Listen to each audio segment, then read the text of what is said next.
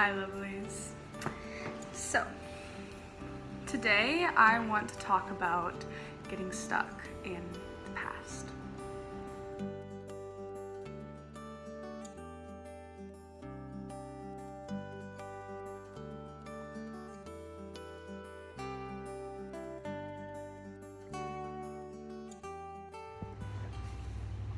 So, this is not the video that I intended to make this week, but I had a bit of a realization, and it was one of those that really just hits you like a ton of bricks, because if you don't share it, you feel like you're just gonna explode. You just want to talk about it to everybody you see immediately. So here I am talking so I don't explode.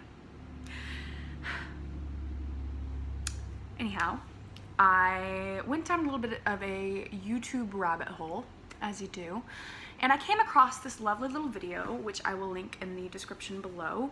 But the basis of it was that when you feel like a part of your life, or just your life in general, whether it just any part of your life, like your job or your love life or your spiritual life or any aspect of your life or just your life in general is just not going anywhere, when you feel like it's stuck, it could be perhaps that it is not that thing that is stuck. It's not that aspect of your life that is stuck and not going anywhere, but rather you yourself are stuck in the past.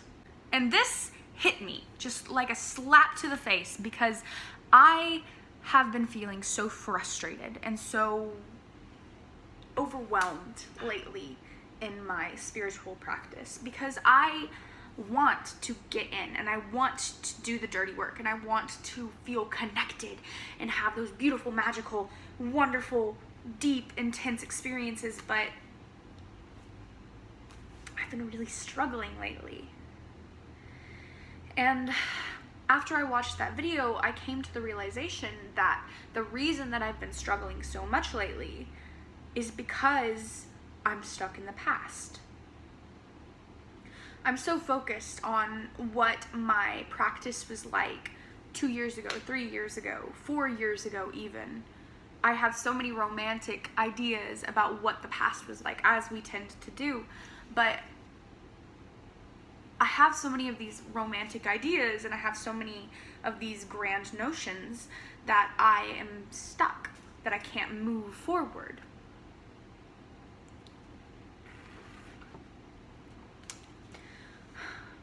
And I think a lot of it is this fear that if I don't experience magic and spirituality, and if I don't practice my witchcraft in exactly the same way that I did back then, that I am lying, that I'm a fake or a poser or crazy, you know? And I think it really just boils down to I'm afraid of change. And I always have been. I have anxiety and depression and lots of brain stuff up here that makes change really scary, even when it's a good thing. So, change is really hard for me. And I've been going through some big ones lately. Some big life changes, and that has left me feeling really focused on the past and really frustrated with the present. And I feel like this is also really tied into a lot of other aspects of my life and my spirituality, specifically like my research and some of the bias that I have toward, aspects of the craft, or towards my own craft,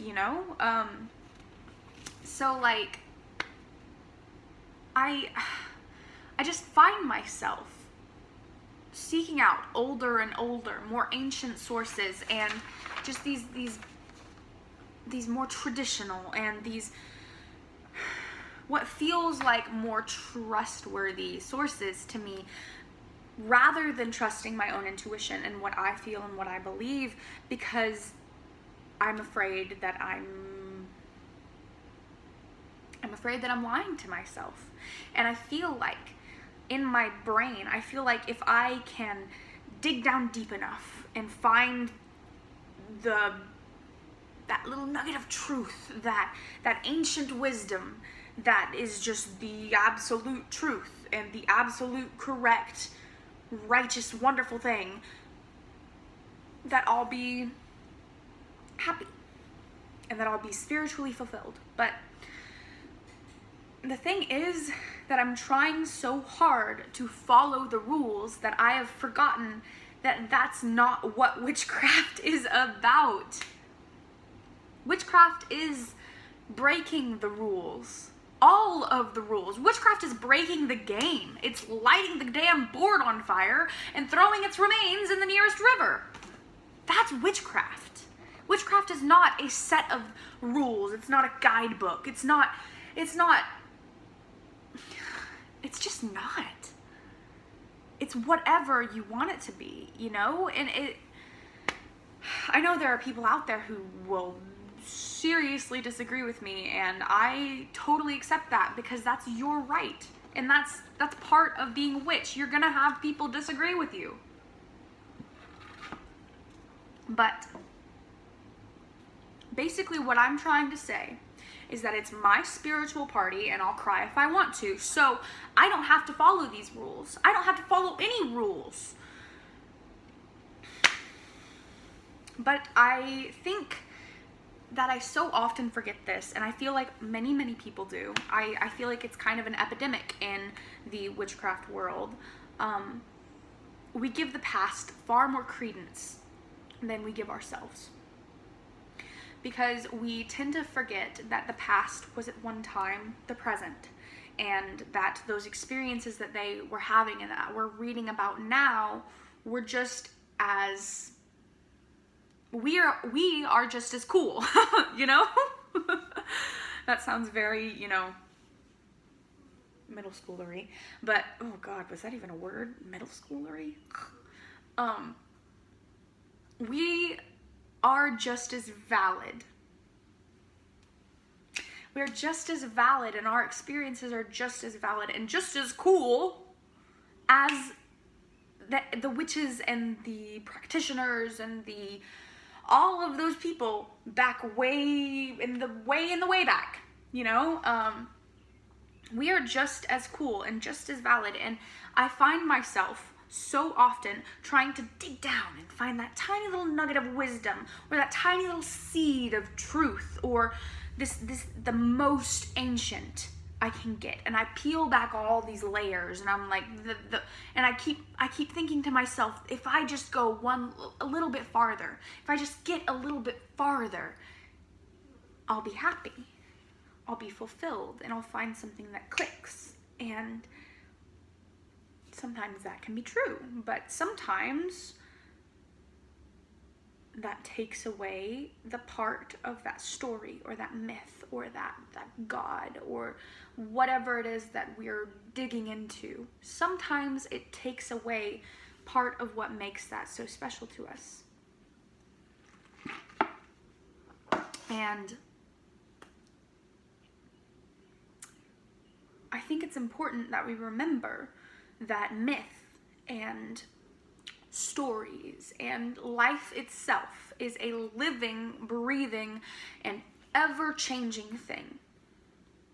We are always going to be changing. That's what we do. That's what the universe does. That's what the world does.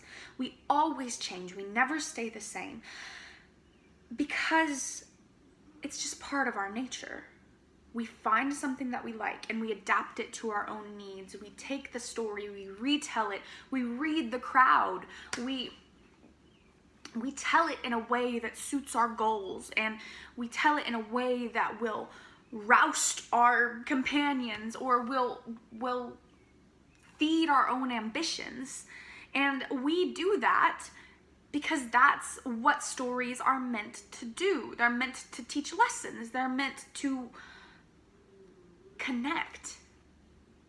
Stories and storytelling is something that is meant to connect people. And the only way that you can do that is if you know people and if you know yourself. You have to acknowledge that people from hundreds and hundreds and hundreds of thousands of years ago, although people are still people, they're going to have different beliefs. They're going to have different circumstances. They're going to have different, pretty much everything is going to be different. But that doesn't mean that we can't still utilize those things that have been passed down to us. In fact, I was thinking about this yesterday, and I did a meditation, and I was really trying to, I was really focused on one thing, but, which I might talk about later, maybe. So I was really focused on trying to figure out this one thing, but I kept being distracted. I was meditating on my bed, and my bed is, right now, it has a very old quilt, like very old. Like my great-grandmother made it, and it's ripped and torn, and the batting's all rubbed out in some spots, and there's like, oh, it's just a mess. But it's beautiful. It's absolutely stunning, and I love it. And I just kept I kept getting distracted by my quilt, which I thought was really weird. But then I kind of went down this path, and I started thinking about ancestral intention. There's a short story called Everyday Use, and I believe it's by Alice Walker, but I'll double check and I'll put that down in the description below if you want to read that. But basically, the moral of the story is that the things that are passed down to us from our ancestors are not made, and they are not given to us to be hung on a wall and looked at. They are not made to be relics. They are made to be applied. So this quilt is not made to be hung on a wall and looked at and admired. And while it is beautiful and while it should be admired, it was made to have holes rubbed in it. It was made to have holes torn in it. And it was made for picnics and for wrapping up babies and cold little kids on chilly nights, and it was made to make beds, and it was made to be used until it could not be used anymore. And then we are supposed to take what we have learned from that. We are supposed to take that and we are supposed to remake it. We are supposed to take these ancestral intentions. We are supposed to take these beliefs and these ideas and these things that were passed down to us, and we are supposed to take them and remake them, echo them in our own lives, and apply them in ways that fit us. So I know that's a bit of a, what's that, offshoot, tangent?